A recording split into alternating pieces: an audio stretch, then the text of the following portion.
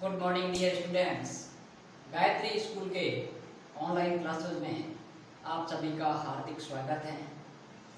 आज के क्लास में हम 11th क्लास मैथमेटिक्स के टॉपिक अपना चल रहा था अर्थमेटिक प्रोग्रेशन अर्थात समांतर श्रेणी, जो कि चैप्टर नंबर 9 है। उसके लेक्चर नंबर 8 में आज अपन बात करेंगे arithmetic mean of arithmetic progression, अर्थात समांतर श्रेणी के अपन समांतर माध्य कैसे निकालते हैं उसके बारे में आज अपन डिस्कस करेंगे। अभी तक अपन ने किसी समांतर श्रेणी के n पदों का योगफल, उसका nवां पद कैसे निकाल सकते हैं आगे से या अपन बैक साइड से, और समांतर श्रेणी किस प्रकार की होती है उसके बारे में डिस्कस किया है। तो अब देखते हैं कि उसका समांतर माध्य अपन कैसे निकालते हैं। तो अपना टॉपिक क्या रहेगा, अर्थमेटिक मीन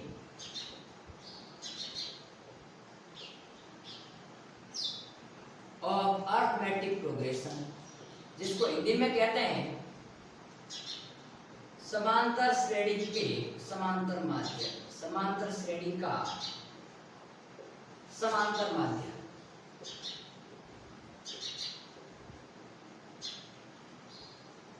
माध्य नाम सुनते ही आपको पता होगा कि बीच में कोई ऐसी क्वांटिटी जिसका आपके पास में साइड की क्वांटिटी से कुछ रिलेशन, ठीक है। तो ये अपन को आज पढ़ना है। तो देखिए समांतर माध्य उसे कहते हैं यदि आपके पास में कोई समांतर श्रेणी है और उसमें 3 या 3 से अधिक पद आ रहे हैं। कितने आ रहे हैं? कम से कम 3 होने जरूरी है, तभी अपन समांतर माध्य वेरीफाई या डिफाइन कर पाएंगे। यदि किसी समांतर श्रेणी में 2 पद है तो अपन समांतर माध्य नहीं बता सकते। तो मिनिमम कितने पद होने जरूरी है? 3 पद। तो यदि किसी समांतर श्रेणी में 3 पद हो या 3 से अधिक पद हो तो प्रथम तथा अंतिम राशि, एक तो पहला पद और एक जो अंतिम पद है, उसके मध्य जितने भी राशियां आ रही है वो सभी उस समांतर श्रेणी के समांतर माध्य कहलाते हैं।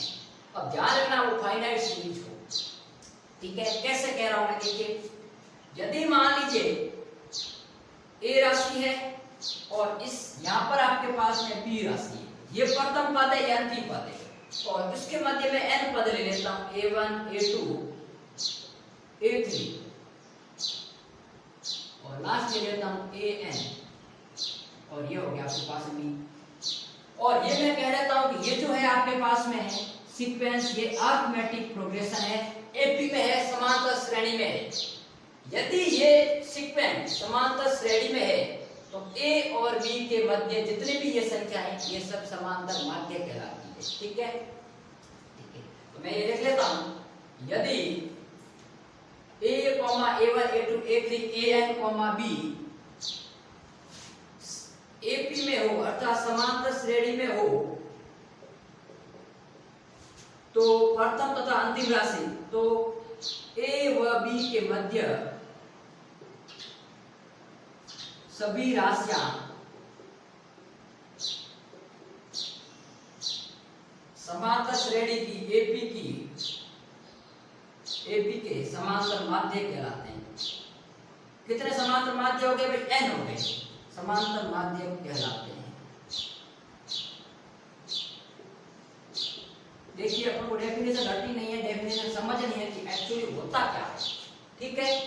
लेकिन ये समांतर श्रेणी होनी जरूरी है। ये समांतर श्रेणी है तो कितने भी पद हो सकते हैं, बीच में 1 पद भी हो सकता है, 2 पद भी हो सकता है, 4 पद भी हो सकते हैं, n पद भी हो सकते हैं। लेकिन वो यदि समांतर श्रेणी है तो पहली और अंतिम संख्या के मध्य जितनी भी क्वांटिटीज है वो सभी अर्थमेटिक मीन कहलाती है। अब देखिए मैं आपको टॉपिक बताता हूं। पहले अपन बात करेंगे 2 राशियों के मध्य,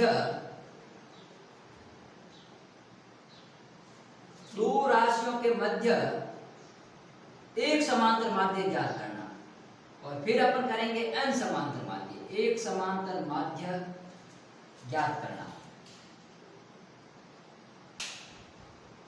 अब मेरी बात सुनो, एक समांतर माध्य कैसे आएगा? जैसे मान लीजिए आपके पास में a और b, ये आपके पास में 2 राशियां कौन कौन सी a और b, और उसके बीच में एक, मैंने क्या कहा, जितनी भी संख्या होती है वो सब समांतर माध्य होती है। तो एक समांतर माध्य का मतलब क्या है? प्रथम और अंतिम राशि के बीच में एक ही संख्या होगी और ये किसमें होगी, एपी में होगी। ठीक है, तो आपके पास में ए और B are in AP, are in AP मतलब समांतर श्रेणी में है। ये ए कैपिटल ए और बी क्या है आपके पास में समांतर श्रेणी में है, तो अपन ये कह सकते हैं कि यहाँ पर आपके पास में डी का मान क्या आएगा भाई, capital A minus A. D क्या है, सार्व अंतर, तो यहाँ पर लिख सकता हूं मैं सार्व अंतर, तो वो होता है द्वितीय पद माइनस प्रथम पद, इसको मैं समीकरण 1 देता हूं। और अगेन आपके पास में डी बराबर क्या होगा, बी माइनस ए, इसको समीकरण 2। अब समांतर श्रेणी है तो मैंने क्या कहा था, डी का मान हमेशा बराबर होगा, इसका डिफरेंस बराबर होगा, इसका डिफरेंस बराबर होगा। तो समीकरण 1 व 2 से, तो 1 व 2 से क्या कह सकते हैं कि आपके पास में कैपिटल ए माइनस स्मॉल ए है, इसका मान किसके बराबर होगा, बी माइनस ए के बराबर। अरे भाई ये तीनों संख्या समांतर श्रेणी में है, तो दूसरी संख्या में से पहली घटाऊं या तीसरी में से दूसरी घटाऊं हमेशा बराबर रहेगा, क्योंकि सारा अंतर हमेशा बराबर होता है। तो ये हो गया, और वैसे ये भी डी का मान है, ये भी डी का मान, तो ये समीकरण आ गया समीकरण 1 व 2 से। ठीक है, कहां से लिया, समांतर श्रेणी की परिभाषा से। तो अब मेरी बात सुनो, अपन को क्या ज्ञात करना है, एक समांतर माध्यम मतलब मुझे ए की वैल्यू निकालनी है। ठीक है, तो यहाँ पर क्या होगा, मैं ए इसको इधर लेके आऊं, तो a प्लस ए बराबर स्मॉल a प्लस बी, या फिर अपन कह सकते हैं 2a बराबर a प्लस बी, या फिर अपन कह सकते हैं a बराबर small a plus b by 2। तो यदि आपके पास में कोई श्रेणी समांतर श्रेणी दे रखी है और उसके बीच में दो पदों के मध्य एक संख्या हो, अर्थात टोटल क्रम आपके पास में 3 हो, तो जो मध्य संख्या होती है वो a और b की समांतर माध्य कहलाती है, और समांतर माध्य आपके पास में a प्लस बी बाई 2 द्वारा दिया जाता है। जैसे एक क्वेश्चन लेता हूं, एक क्वेश्चन कुछ इस प्रकार ले सकता हूं कि 3, 6, 9, ठीक है, 3, 6, 9 है, मैं 3 व 9 का समांतर माध्य ज्ञात करो, समांतर माध्य ज्ञात करो। तो मैंने क्या कहा था कि यदि कोई श्रेणी समांतर श्रेणी है तो प्रथम और अंतिम राशि के मध्य जितने की संख्या होगी वो समांतर माध्य होगी। अब देखिए सॉल्यूशन करते हैं, तो देखिए 3, 6, 9 ये आपके पास में किसमें है, एपी में तो है, क्योंकि देखिए डी का मान क्या आ रहा है, 6 माइनस 3 बराबर 3, और डी का मान आपके पास है 9 माइनस 6 बराबर 3 आ रहा है, तो ये एपी हो गई। तो मैंने कहा था इसका समांतर माध्य क्या होता है, समांतर माध्य होता है a बराबर small a plus b by 2, जहां a क्या होता है, प्रथम पद, ये आपके पास है फर्स्ट पद और ये लास्ट पद। तो प्रथम पद क्या है आपके पास में 3 और लास्ट पद क्या है 9, तो 9/2, तो बराबर क्या आ गया 6, तो ये आ गया आपके पास में 6। ठीक है, तो a का मान क्या आ गया 6, तो 3 इस श्रेणी में आपके पास में 3, 6, 9 में सिर्फ क्या है 3 और 9 का समांतर माध्य। अब क्वेश्चन ऐसे भी आ सकता है कि आपके पास में 3 व 9 का समांतर माध्य ज्ञात करो, तो 3 व 9 का समांतर माध्य क्या होगा 6 होगा, और आप सीधा भी बता सकते हो ये आपके पास में समांतर श्रेणी है, अर्थात इसका जो बीच की संख्या है वो इसकी समांतर माध्य कहलाती है। अब मेरे को ये देखना है कि दो राशियों के मध्य एक समांतर माध्य अपन ने निकाला। अब यदि इन्हीं दो राशियों के मध्य n समांतर माध्य हो जाए, a1, a2, a3, an, तो कैसे ज्ञात करेंगे उसको लेकर अपन बात करते हैं। ठीक है, तो इसको मैं यहाँ से थोड़ा साफ कर लेता हूँ, यहीं से इसको सेकंड पोर्शन करता हूँ कि दो राशियों के मध्य n समांतर माध्य।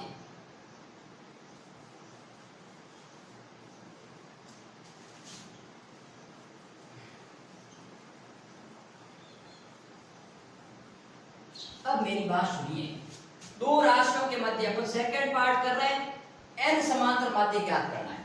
तो देखिए क्या होगा, a1, a2, a3 और an, और ये आ गया आपके पास में b।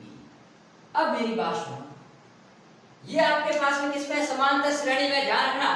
तो यदि ये समांतर श्रेणी में है तो a और b के मध्य जितनी भी संख्या है वो सब समांतर माध्य कहलाती है, अपनी डेफिनेशन में देखा। तो a1, a2, a3, an सबका मान ज्ञात करना है, और यदि ये समांतर श्रेणी में है तो ठीक है, तो मैं मान लेता हूं let A, A1 B a arithmetic progression. ठीक है, देन मैं क्या कहता हूं, देखिए तब आपके पास में अपन क्या करते हैं, प्रथम पद क्या होगा भाई, प्रथम पद बराबर ए, अंतिम पद आपके पास दे रखा है बी, पदों की संख्या। अब यहां पर एक थोड़ी बात ध्यान देना, पदों की संख्या कितनी होगी। हर बार मैं जब ये क्वेश्चन स्टूडेंट के सामने रखता हूं, स्टूडेंट कहते हैं सर पदों की संख्या n होगी, लेकिन ध्यान रखा है इसमें पदों की संख्या n नहीं है, क्योंकि मैं समांतर श्रेणी किसको कंसीडर कर रहा हूं, यहां से लगाकर यहां तक।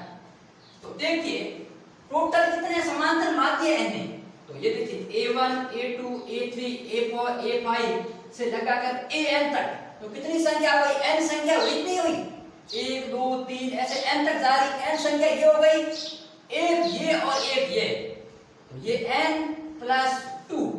तो जब आपके पास में n समांतर माध्य है तो टोटल संख्या n प्लस 2 होगी, और जब आपके पास में दो समांतर माध्य है तो टोटल संख्या 4 होगी। ठीक है, तो पदों की संख्या आपके पास में कितनी है, n प्लस 2, क्योंकि एक पद ये और बीच में इसके n पद मैंने डाले, तो टोटल पदों की संख्या हो गई n प्लस 2। अब मैं कैसे निकालूं, और माना सारव अंतर मैं मान लेता हूं क्या है, d है। तो अब देखिए मैं A1 A2 A3 का मान कैसे निकाल सकता हूं, इसमें तो मैंने सीधे इसमें से घटा लिया, ऐसे अब d का मान निकालूं तो बहुत सारी इक्वेशन आएगी, किस किस को अपन सोल्व करेंगे। तो एक तरीका मैं देखता हूं, अपन को लास्ट टर्म का पता है, अंतिम पद ये है, प्रथम पद ये है और पदों की संख्या भी ये है, तो मैं d का मान निकाल सकता हूं और d का मान रख के मैं पुट कर सकता हूं। तो हियर देखिए A1 का मान क्या है, हियर A1 बराबर मैं लिख सकता हूं a प्लस d। अरे भाई यहां से d का मान क्या आएगा, d का मान आएगा A1 माइनस a, तो इसको लिख सकता हूं A1, a इधर गया तो A1 प्लस d। इसी प्रकार A2 बराबर क्या आएगा, a प्लस d बराबर a प्लस 2d। अरे भाई इसमें d एक और ऐड कर लो तो A2 आ जाएगा, और A3 बराबर आ जाएगा a प्लस 3d। और इस प्रकार अपन यदि आगे बात करेंगे तो an बराबर आ जाएगा a प्लस nd। ठीक है, तो ये आपके पास मान आ गया। अरे भाई मैं समझाता हूं, 2 4 6 8 और 10 ये इसमें समांतर माध्य, ये क्या है, प्रथम पद है। ठीक है, और ये मान लीजिए A1 है, ये A2 है, ये A3 है, और ये आपके पास में लास्ट पद है n। ठीक है, तो मैं A1 का मान क्या लिखूंगा, ऐसा लिख सकता हूं कि 2 प्लस 2, और यहाँ d का मान कितना है भाई, 2 तो है सारवंतर, तो 2 प्लस 2 बराबर कितना है 4, 11 है, तो इसको यही तो लिख सकता हूँ a प्लस d। अब देखिए A2 का मान क्या होगा, 2 प्लस 2 बराबर 6, इसको मैं ये लिख सकता हूँ a plus d plus d बराबर a प्लस 2d। और इसी प्रकार a प्लस 3d लिख सकता हूँ, A3 बराबर a प्लस 3d। तो यही तो मैंने कॉन्सेप्ट यहाँ अपनाया है, क्योंकि आपको यदि कॉन्सेप्ट अरिथमेटिक प्रोग्रेशन के टोटल वीडियो देखोगे तो आपको ऑटोमेटिक समझ में आ जाएगा कि सारा अंतर की परिभाषा से आया है। अब देखिए मैंने n समांतर माध्य ये है मेरे पास में, मेरे पास प्रथम पद ये a ही रहना है, लेकिन मुझे d पता नहीं है, d सारवंतर है, तो सारवंतर मुझे निकालना पड़ेगा। और सारवंतर और प्रथम पद निकालने के लिए मैंने आपको एक बताया था कि यदि आपके पास में अंतिम पद गिवन है तो मैं पदों की संख्या भी निकाल सकता हूँ, सारवंतर भी निकाल सकता हूँ और प्रथम पद भी निकाल सकता हूँ। कहां से, nवां पद के सूत्र से। तो देखिए अंतिम पद का सूत्र क्या होता है, देखिए अपन कह सकते हैं अंतिम पद आपके पास में बराबर, यदि अपन L कंसीडर करें तो क्या होता है a प्लस, और अंतिम पद जितना है मान लीजिए आपके पास में, या nवां पद कह सकते हैं n1, तो क्या होता है n minus 1 into d। Here आपके पास में अंतिम पद कौन सा है भाई, यहाँ पर b है, तो मैं यहाँ b रख लेता हूं अंतिम पद।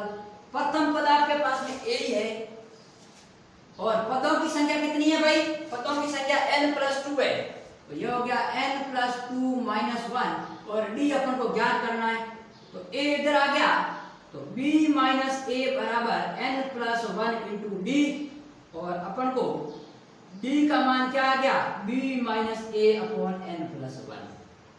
अब ये तो नॉन संख्या है भाई, क्योंकि p क्या है, अंतिम पद। तो जब भी आपको समांतर माध्य ज्ञात करना है, हमेशा आपको अंतिम पद देगा और प्रथम पद भी देगा। और n प्लस 1 क्या है, n क्या है, पदों की संख्या, जितने पद होंगे उतने पद पर रख लेंगे।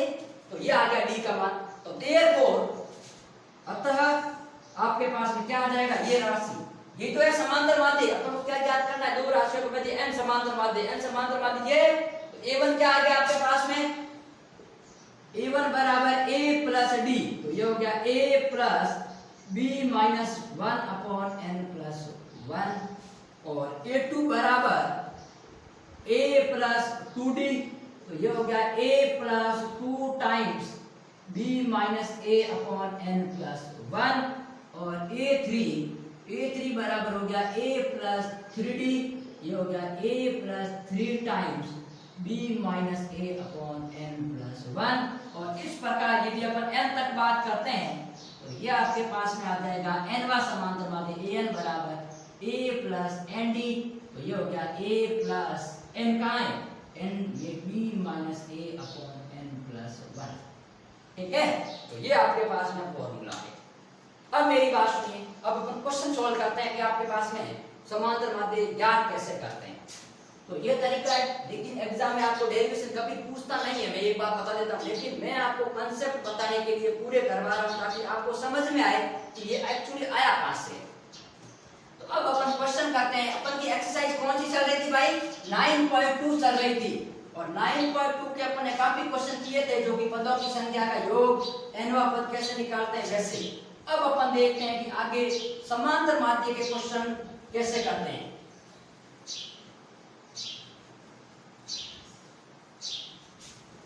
मैं आपके सामने क्वेश्चन लेता हूं, देखिए आपके बुक का क्वेश्चन है एनसीईआरटी का क्वेश्चन नंबर 14। क्वेश्चन नंबर कौन सा है, 14। आपके पास है 5 और 26। 5 और 26 के बीच, 5 और 26 के बीच 5 संख्याएं डालिए।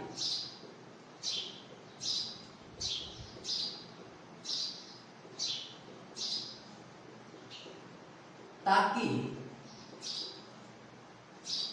प्राप्त अनुक्रम जो आपके पास में सीक्वेंस ऑब्टेन होगा, अनुक्रम समांतर श्रेणी बन जाए, समांतर श्रेणी बन जाए।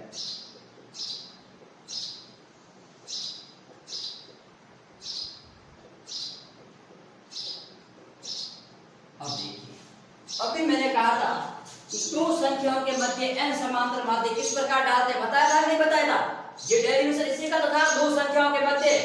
अब क्या कह रहा है, 5 और 26, तो 5 और 26 के बीच में डालने, मतलब 5 प्रथम पद है और 26 लास्ट पद है, इसीलिए मैंने डेरिवेशन करवाया ताकि आपको कॉन्सेप्ट समझ में आए। ठीक है, तो इसको कैसे करेंगे, देखिए सॉल्यूशन। 5 ये है, इसके मध्य 5 संख्या डालनी है, a1 a2 a3 a4 a5 और लास्ट पर क्या है 26। तो देखिए 5 और 26 के मध्य, 5 और 26 ये, इसके मध्य आपके पास में 5 संख्या है, 1 2 3 4 5, और डेरिवेशन में मैंने n समांतर माध्य डाला था।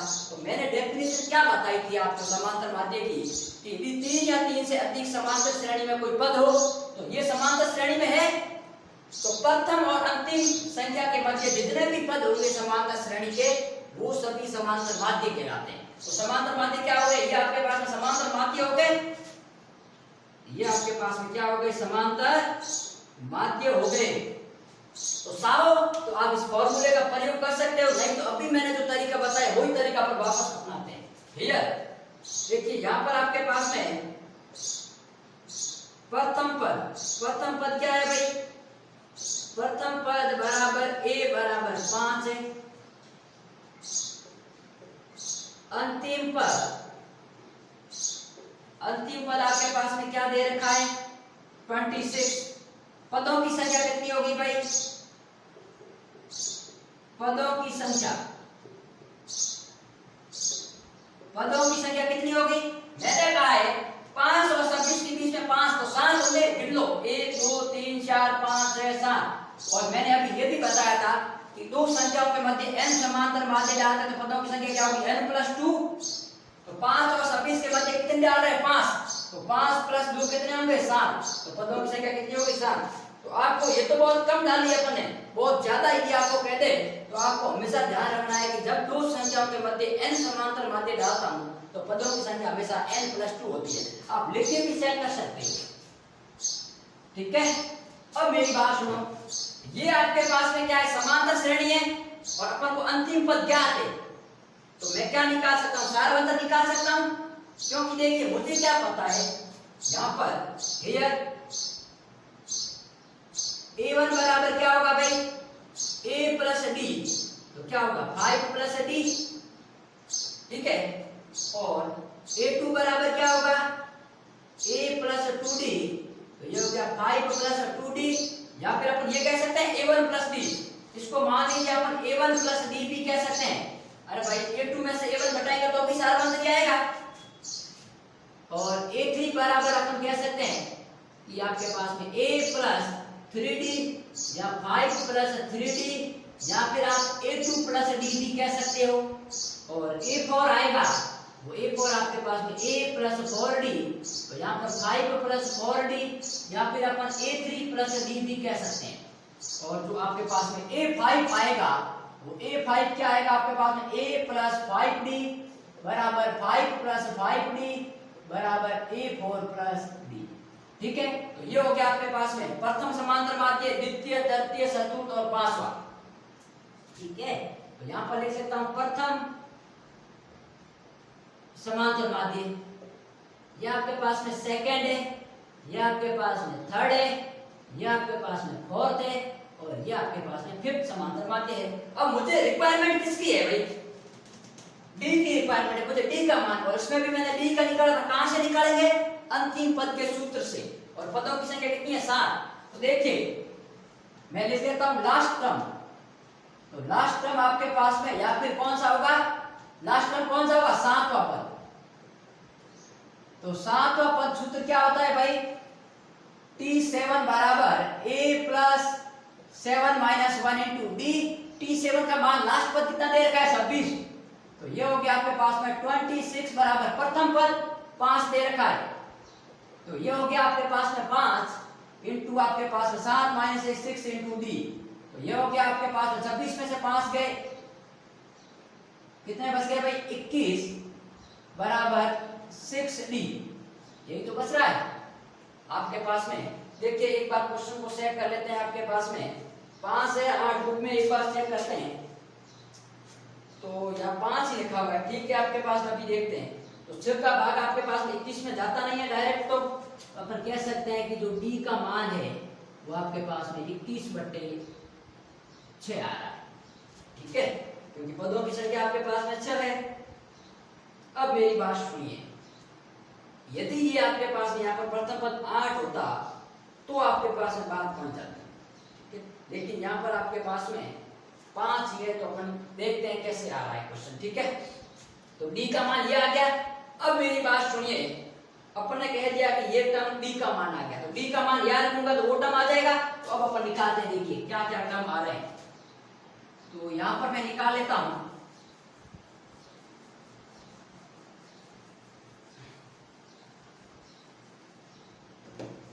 तो देखिए अपने पास में a1 का मान क्या आएगा?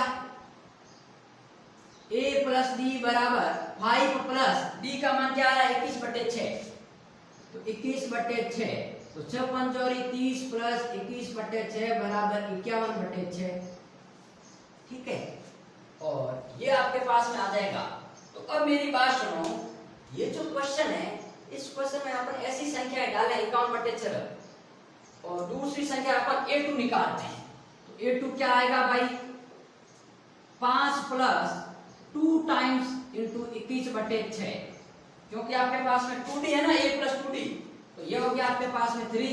तो 5 + 21/3, तो ये हो गया 5 × 3 = 15 और 21 कितने हो गए? 36/3, ठीक है। तो अब यहाँ पर अपन को ये चेक करना है कि क्या ये समांतर श्रेणी होगी या नहीं। अब A3 निकालता हूं, तो A3 अपने पास में क्या होगा, 5 प्लस 3 इंटू 21/6, तो ये होगा आपके पास में 5 प्लस 21/2, तो ये होगा आपके पास में 31/2, ठीक है। A4 आपके पास में क्या आएगा, 5 प्लस 4 इंटू 21/6, तो ये हो जाएगा आपके पास में 5 प्लस 21/3, तो ये हो गया 15 प्लस 21/3 बराबर क्या आ जाएगा, 21 और 15 26 और 36/3। ये तो वापस एग्जाम आ गया भाई, तो इतना आपके पास में 0 हो जाएगा, अपना कहीं कहीं गड़बड़ है आपके पास में।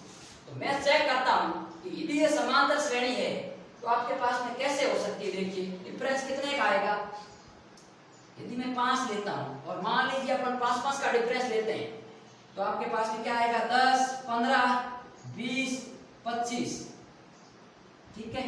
तो बैठ नहीं रहा है। और यदि मैं 66 का डिफरेंस लेता हूं, तो 5 और 4 9, 9 और 4 13, 13 और 4 17, 17 और 4 21, 21 और 4 25, तो भी नहीं बैठ रहा है। इट मींस ध्यान रखना ये क्वेश्चन आपके पास में रॉन्ग है, ये समांतर श्रेणी नहीं बन रही है। तो एक बार मैं इस क्वेश्चन में थोड़ा परिवर्तित कर देता हूं, क्योंकि एक बार बुक में चेक कर लेता हूं कि बुक में वास्तव में ऐसा लिखा हुआ है नहीं, लिखा हुआ 5 ही है, फिर भी अपन देखते हैं। यदि मैं इसको थोड़ा सा चेंज करता हूं, 8 कर लेता हूं, तो 8 के बाद में क्या होगा, 8 और 3 11, 11 और 3 14, 14 और 3 17, 17 और 3 20, 20 और 3 23, 23 और 3 26। यस, अब ये आ गया A1, A2, A3, A4 और A5। तो ध्यान रहे ये बुक में आपके पास में क्वेश्चन थोड़ा गलत लिखा हुआ है, इसकी जगह आप 8 कर लो, ठीक है। क्योंकि यदि मैं 5 लेता हूं तो वो समांतर श्रेणी बढ़ेगी नहीं, ठीक है। तो जिसके बुक में आपके पास में, नई बुक में हो सकता है 8 हो, तो मिस प्रिंट के कारण यहाँ 5 नहीं है 8 है, तो मैं यहाँ 8 ले लेता हूँ, ठीक है। तो जहां जहां आपने 5 किया है वहां 8 कर लो भाई, क्योंकि क्वेश्चन में मिस प्रिंट दे रखा है आपके पास में बुक में, ठीक है। इसको मैं 8 करूंगा तो ये कितना हो जाएगा आपके पास में, 26 में से 8 गए 18, तो डी का मान कितना आ जाएगा आपके पास में, 3 आ जाएगा। अब अपनी बात सिंपल हो गई सर। तो अब मेरी बात सुनो, वेरीफाई आपको एग्जाम में जब ऐसे क्वेश्चन आते हैं तो वेरीफाई कैसे करना कि बाद में जो श्रेणी बनेगी तो चेक करो समांतर श्रेणी है या नहीं। तो देखिए अपन इसको थोड़ा सा साफ कर लेते हैं। देखिए कई सारे क्वेश्चन है वो बुक में गलत दे रखे हैं, तो जैसे जैसे मैं करवाऊंगा आपको बताता जाऊंगा कि इस क्वेश्चन में मिस्टेक है। पहले मुझे भी पता नहीं चलता है कि क्वेश्चन रॉन्ग है, अपन जब क्वेश्चन करते हैं तो अपन को पता चलता है कि हाँ यार इस क्वेश्चन में दिक्कत आ रही है, ठीक है। तो अब A1 बराबर क्या है, A प्लस D, तो 8 प्लस D का मान कितना आ गया, 3, तो 8 प्लस 3 कितने हो गए, 11। A2 बराबर क्या हो गया, A प्लस 2D, तो ये हो गया 8 प्लस 6 बराबर 14, और इसको अपन कह सकते हैं A प्लस 3D, तो ये हो गया 8 प्लस 18, सॉरी 3 का मान कितना है, 3, तो 8 प्लस 9 17, और ये हो गया आपके पास में A प्लस 4D, तो 8 प्लस 12 बराबर 20, और A5 आपके पास में आ गया A प्लस 5D, तो ये हो गया 8 प्लस आपके पास में 15, तो 8 और 15 कितने हुए, 23, तो ये आपके पास में आ गया। अब मैंने ये भी बताया था कि A1 प्लस D कर सकते हैं, तो A1 प्लस D भी इसको कर सकता हूँ कैसे, जैसे देखिए A2 है, A2 बराबर A1 प्लस D, तो 11 प्लस 3 बराबर 14 ही आएंगे, और A3 है उसको मैं A2 प्लस D भी कर सकता हूँ, तो 14 प्लस 3 बराबर 17 ही आएंगे। A4 बराबर में A3 प्लस D कर सकता हूँ, तो 17 प्लस 3 बराबर 20 ही आएंगे। तो ये आपके पास ये तो कॉन्सेप्ट है भाई, अपन को भी पता चल रहा है कि समांतर का तो अंतर होता है पहले और दूसरे पद में समांतर श्रेणी में। तो अब देखिए ये समांतर श्रेणी बढ़ रही है, तो देयरफॉर क्या आ गया, 8 11 14 17 20 23 और ये हो गया 26। तो अब देखिए समांतर 11 में से 8 गए 3, 14 में से 11 गए 3, 17 में से 14 गए 3, और ये, तो ये आपके पास में समांतर श्रेणी हो गई, और ये 5 संख्याएं आपके पास में आ गई। तो अपन को ये 5 संख्याएं याद करनी है, और ध्यान रखना कि आपको क्वेश्चन को सही करते तब मैं छठी संख्या निकालता हूं, छठी संख्या ये आनी चाहिए। यदि मैं इसमें छठा टर्म निकालता हूं A6, तो A6 हमेशा आपके पास में A प्लस 6D, तो A प्लस क्या है 8 प्लस 6 × 18 8 प्लस 18 बराबर कितना हो रहा है 26। तो आपके पास सकलतम 26 ही तो है। तो ये यदि आपके पास में आ रहा है तो अपन क्वेश्चन में सही जा रहे हैं और क्वेश्चन में कोई मिस्टेक नहीं है। और यदि ये नहीं आ रहा है अपन क्वेश्चन में सही जा रहे हैं फिर भी मिस्टेक आ रही है मतलब क्वेश्चन गलत है। और इसी प्रकार ये टर्म कौन सा हुआ a0 हुआ तो ये आपके पास में a0 ठीक है। तो ये तो क्या होगा a + 0 * d ये तो 8 ही आएगा। आ रहा है बिल्कुल आ रहा है ठीक है। तो ये आपके पास में थे 5 पद अपन किसी भी समांतर श्रेणी में कैसे निकालते हैं। नेक्स्ट अपन बात करेंगे अगले लेक्चर में।